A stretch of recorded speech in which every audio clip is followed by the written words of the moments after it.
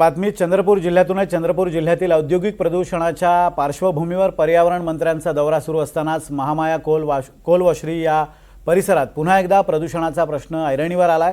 मंत्र्यांच्या भेटीच्या दिवशीच परिसरात कोळशाची धूळ आणि काळा धूर पसरल्याने दौऱ्यातील वाहनं काळी झाल्याचं दिसून आलं। चंद्रपूरच्या दौऱ्यावर आलेल्या पर्यावरण मंत्री पंकजा मुंडे यांची गाडी संपूर्ण धुळीने माखली आहे। प्रदूषण नियंत्रण मंडळाचे अधिकारी मनमर्जीने वागत असल्याचं लक्षात आणून देताच त्यांना वेळ देऊ, त्यानंतर कारवाई करणार असल्याची पंकजा मुंडेंनी तंबी दिली आहे। काफी समस्याओं से जूझ रहा है और सबसे बड़ी समस्या है आपसे भी विनंती है कि कृपया आप मंच पर आएंगे और माननीय श्री सुधीर भाऊ आहे आणि त्याबद्दल सहानुभूती आहे, संवेदना आहे, म्हणूनच मी आलेली आहे। मी सुद्धा एसी मध्ये बैठका घेऊन बातम्या छापून आणू शकते, पण माझा कालपासूनचा रंग असा झालेला आहे, मी उन्हामध्ये पूर्ण रापून निघालेली आहे आणि उलट एवढी हीट वेव्ह असताना देखील मी माझा शब्द पाळायला इथे आले। कारण सुधीर भाऊंना मी शब्द दिला होता, सुधीर भाऊंनी सभागृहात लढा दिला होता आणि सुधीर भाऊंना आश्वासन दिलं सभागृहात ते पूर्ण करण्यासाठी आलेली आहे।